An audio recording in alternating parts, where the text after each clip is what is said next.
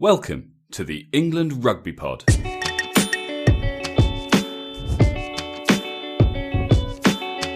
Thanks for downloading episode 7. Today we look at Eddie's selections for England's summer tour to Argentina, including 15 uncapped players, and ask what that means for those left out. You're listening to the England Rugby Pod, the rugby podcast that believes England will win the World Cup in 2019. Hi guys, right, welcome to episode 7. Today we are looking at the Argentina squad. Eddie Jones has named his touring squad. It's an interesting one. He's named 15 uncapped players. So 6 out of the 17 forwards have got no caps, and astonishingly 9 out of the 14 backs, no caps at all. The guys that missed out on the Lions, your Joe Launchbury, James Haskell, Chris Robshaw, George Ford, Mike Brown, they're all going to go. They'll obviously be joined by Captain Dylan Hartley because he's going to do his job on the tour as well. But yeah, some interesting selections. As always, I'm joined by Dan. Hi, Dan. Hi, mate. How you doing? Yeah, not too bad. I'm quite excited about this.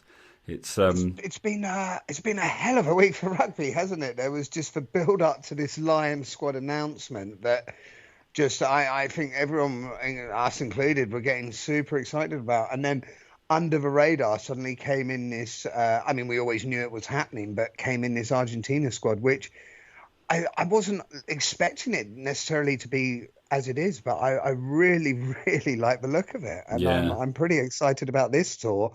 If I'm honest, almost as much as the Lions tour, probably not quite on the level, but I really like the look of this squad. No, I agree with you. The Lions is exciting. We've got 16 English representatives going over there, so that will be awesome.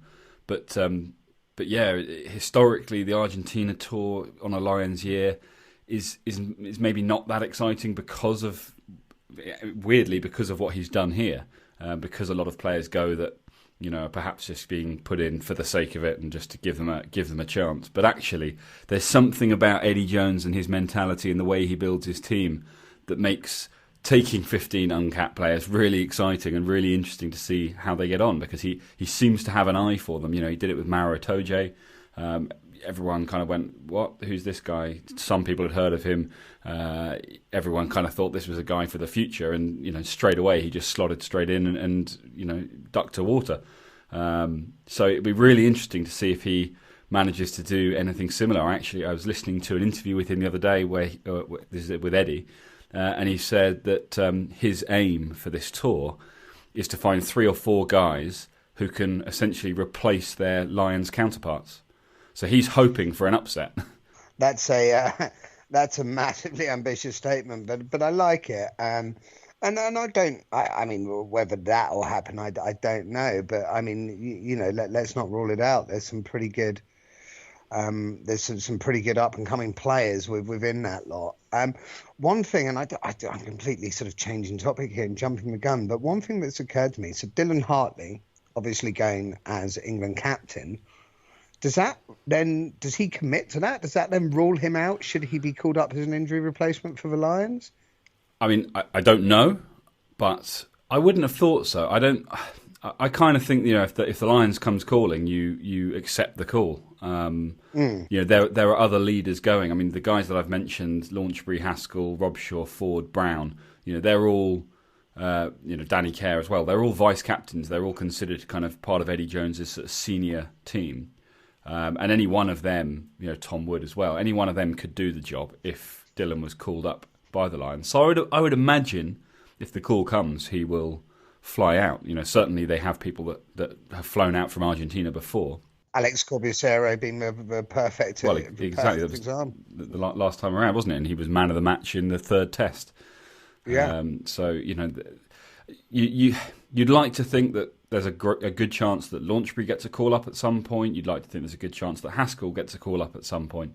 So yeah, Dylan may well get the call up, and I would expect him to answer the call and go. I don't think you say, no, I'm on an England tour and I'm the captain, therefore I'm ruling myself out. I think you've always got to be available for the Lions, but I guess we'll see. Yeah, no, fair enough. No, I think you're probably right, actually. It was just, when I was looking at it, I was wondering, but I think overall, yeah, you're probably right. Okay, well let's have a look at this squad, and then we can have a bit of a discussion once we've gone through it all. So I'm just going to go through a little bit like we've done with the various other teams that we've talked about. So props, he's taking 3 known players, not necessarily with a lot of caps, but in Ellis Genge of Leicester, Paul Hill of Northampton, and Matt Mullen of Wasps. But alongside them, 2 uncapped props. He's taking Will Collier from Harlequins and Harry Williams from Exeter. I've said it before, I'll say it again. Prop, front row generally, not really my strong suit. I don't know a huge amount about these 2 guys, but it's good to see young talent coming through. Yeah, I mean, I'm much the same. I know of them, and I've seen them sort of a handful of times between them, but probably not enough to say how much impact they'll have. I suspect when he's talking about the feud to sort of replace Wands and Lions, that may be a bit soon, but I think that's the nature of propping as a whole. I think it takes a lot longer perhaps to make an impact because there's so many sort of intricacies to the front row that you and I are not particularly well versed in. No, absolutely, and I suspect that that hooker is probably quite similar. Obviously, as I've mentioned, Dylan Hartley is going out as captain and presumably as the starting hooker, and he's joined by Luke Cowan-Dickey from Exeter. As we know, Matt Mullen can also cover hooker if there's any great need for it. For example, if Dylan Hartley was called up. Yeah, absolutely, and we know quite a lot about Luke Cowan-Dickey because he has been capped and has been sort of in and around the England setup over the last couple of years. So, I mean that's a position we're probably sort of fairly well versed in as a whole. Yeah. Second row, Joe Launchbury. Obviously, he's the probably the biggest surprise omission from the Lions selection. But he will be with the England boys. And as I said before, probably a strong chance that he gets a call up at some point during the tour. But if that doesn't happen, he's obviously out there as the sort of the stalwart in the second row. He's joined by Charlie Ewels, another one that's obviously had a little bit of England exposure previously. But they are joined by another uncapped player in Nick Isekwe. I think that's how you say his name. Isekwe. Not really sure. Saracens player, another one of the youngsters that's kind of up and coming, and another one's quite an exciting one. It makes me think of Maro Itoje and what happened with him coming through the ranks, and this guy I think is quite similar. Yeah. Is it just those 3? Is there not just the 3 second row, as far as I'm aware? Just for 3. Okay. Yeah. I mean, I still can't believe Launchbury's not on the Lions tour. I mean, had time to sort of let it sink in a bit now, and I'm still surprised and don't really understand why Launchbury isn't on that tour, but it is what it is. Yules, know about Isekwe, I must admit I don't really know anything about. I mean there's a lot of still reasonable second row who have been looked after for this. I wonder if you're the likes of a Jeff Parling and Atwood. There must be guys. I mean, I don't know. We're coming onto the back row shortly, but I don't know if there's any of these guys in the back row that have experience playing in the second row. It seems a little light when you consider that they often change. They often bring in a second row at the sort of changeover point. So I don't know. Maybe he's thinking, a Launchbury or a Ewels is due to play a full 80 minutes, and the other 2 will do a swap. Or something. I guess we wait and see. Yeah, absolutely. Speaking of the back row then, a few more well-known names here in Haskell. Nathan Hughes, presumably number 8. Chris Robshaw is back. So that'll be good to see what, he's had a few games back for Quins since coming back from his injury, but he hasn't played for England, so it'd be good to have him back in the side. Tom Wood is obviously still there. And then 3 uncapped guys. So again, he's taking a big back row. He's taking Sam Underhill of Bath. And he's also taking the Curry twins, Ben and Tom, both now at Sale. So they're only 18, but both looking really strong for the under-20s. And they're getting their senior shot over in Argentina. Yeah, that's a good call up. I mean, the back row you've got really strong anyway. I mean, you've pretty much got a sort of England first team back row there anyway with Haskell, Robshaw, Hughes, Wood. I mean, obviously missing Billy, but you've got the strength then. And Sam Underhill, I really like. I think he's a really exciting player. I know sort of Coops, a good mate of mine, who's a huge Gloucester fan, was absolutely gutted that he'd sort of left Gloucester and has mentioned sort of how strong he was previously to me. And I've watched him a few times. So I think that's going to be an exciting one to see. And the Curry twins, interestingly, when we were looking at player profiles, I had a look at both of these guys, and they both they're both clearly two for the future. So how big a part they'll necessarily play, how much game time they'll get, I'm not sure because it's so strong. But either way, it's going to be a brilliant experience for them. Yeah, well, I mean, and that's what it's going to be for all these guys, isn't it? I mean, there are certainly going to be, and we'll go on to the backs in a minute, but a lot of these guys are going to get a lot of, well, I say a lot of game time. You know, there are two test matches, and that's it while they're over in Argentina. But in those two games, plus the barbars before they leave, they're going to need to play a substantial number of these uncapped players. It's not like they're all going as backup, and they may or they may not get on. There will be a handful that won't probably play any of the games, but yeah, a good percentage of them will. So it'll be really interesting to see. I know that Eddie Jones has said that he likes them because they have this immense rivalry between the two of them. I mean, they're both flankers, 1'6", 1'7", and he just wants to pit them against each other and see what happens, which seems to be very much the Eddie Jones mentality when it comes to getting the best out of the players, which is great. Yeah, absolutely. Well, the back. So this is probably our slightly more comfortable arena. Scrum half Danny Kerr, he'll be going as one of the vice captains, and he's joined by the young Exeter scrum half Jack Maunder. Another really interesting one. He's one of those real chippy scrum halves. So I guess we wait and see. Sometimes, particularly the younger guys who are like that can create sort of rods for their own back. We know Danny Kerr used to do it.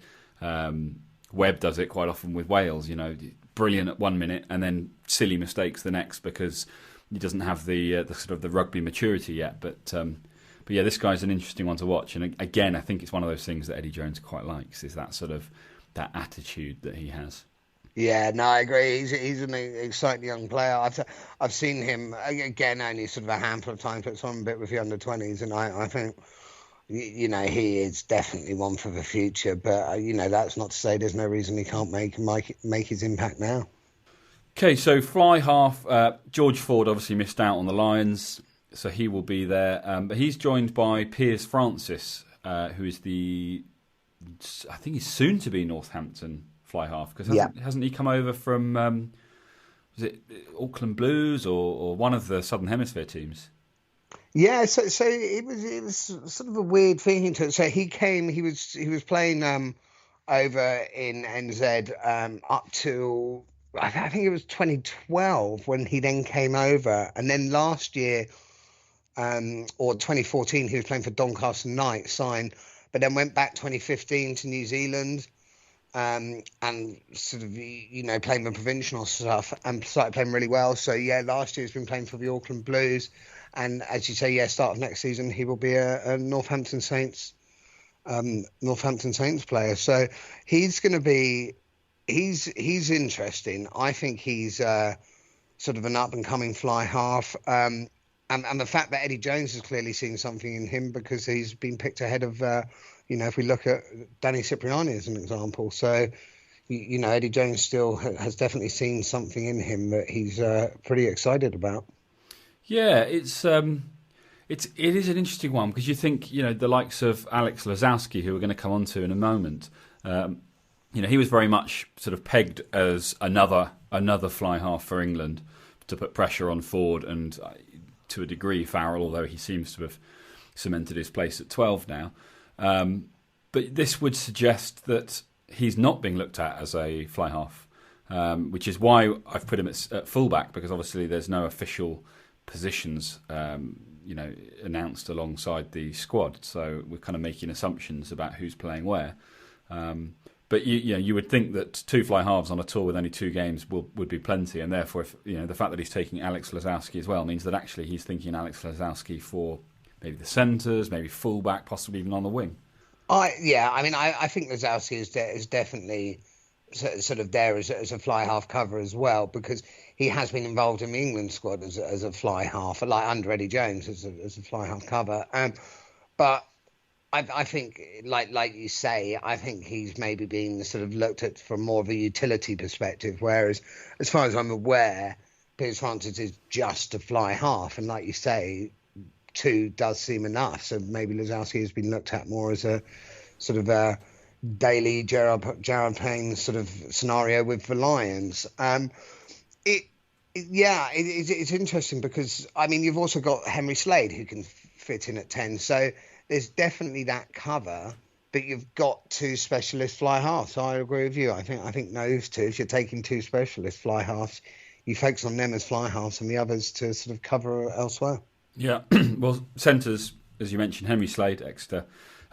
He's the only capped player that we're classing as a centre, and he only has 4 caps for England, I think, and all of those have been in sort of games where it didn't really matter anymore. Yeah, he's joined by 3 uncapped guys in Sam James of Saracens, Joe Marchant from Quins, and Harry Mallender of Northampton. So they're 3 really interesting players. Harry Mallender in particular, I mean, he was epic for the under-20s in the Maro Itoje era, I think, possibly the year after Maro. And he's been playing for Northampton for the senior side for a while now. He's looking really good. I mean, he played fly half, I think, quite a bit for the 20s, but he's a big guy. He's about 6'3", 6'4", where I think his most comfortable position is in the centres, and I would imagine, therefore, that's where Eddie's looking at him. Yeah, I think he's definitely looking at him as a centre. And actually, and this is me purely speculating, when Eddie Jones has said he's looking for people to sort of step up and take the place of those Lions tourists, I think Harry Mallender might be someone he has in mind, because I don't think it'll be long before we see Harry Mallender in the sort of full England setup once every player is available for selection. Okay, so moving on to the wing. Johnny May, we all know, he's the cap player. He's joined by Denny Solomona of Sale, Joe Cokanasiga of Leicester, and Nathan Earl of Saracens. I mean, Denny Solomona, there's been a lot of chat about him. Obviously, he's only just become available for England, and it's interesting because he made those comments, didn't he, about not wanting to play for England. He wanted to play for either New Zealand or Samoa, is it? Yeah. When he was in the rugby league setup, he's clearly changed his mind now. But I guess more of that will follow. Joe Cokanasiga, he's big.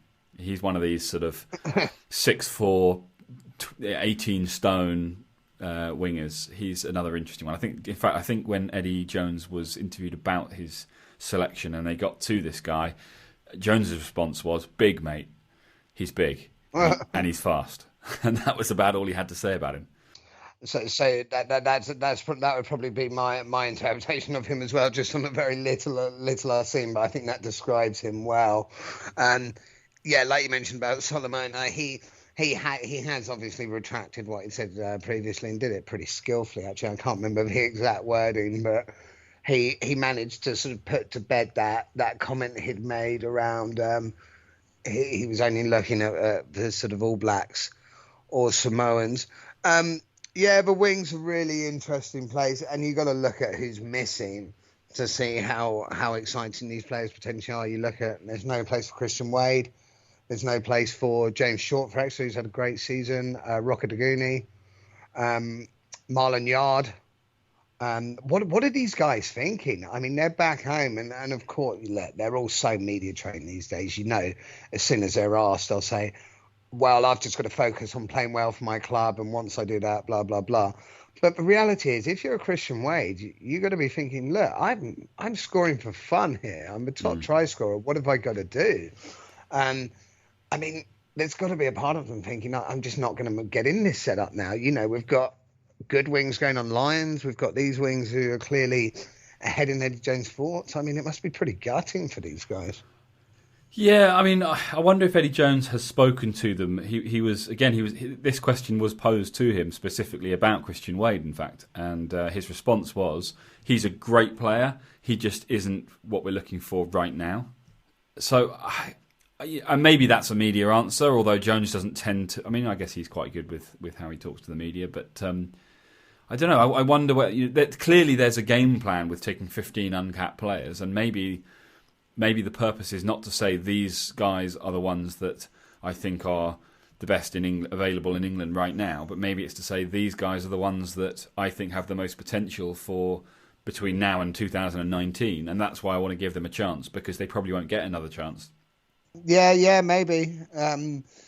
I mean, yeah, there's, I guess there's many ways to dress it up. I mean, I must admit, if I was a Wade, a Rocket, sure, I would be feeling slightly concerned about the potential of my sort of England future, but that's that's between them and Eddie. I suspect Eddie Jones probably has had a word with them, but let's not worry about that. Let's look at who he's taken, and that looks exciting to me. I mean, Solomona looks like an absolute beast. Some of the tries he scored this season, he really looks like. There was a point where I was thinking, is he a potential outside Lions bet? So I'm really excited to see him in an England top.